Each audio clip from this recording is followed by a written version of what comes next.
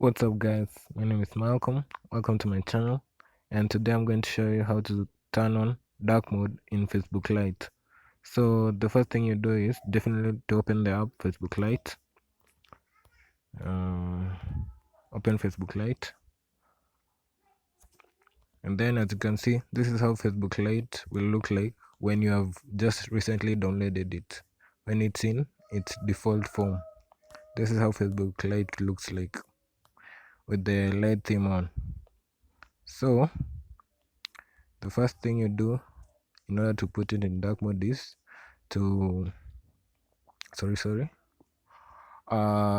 tap on these three lines over on the upper right corner of the screen, and these three lines, and then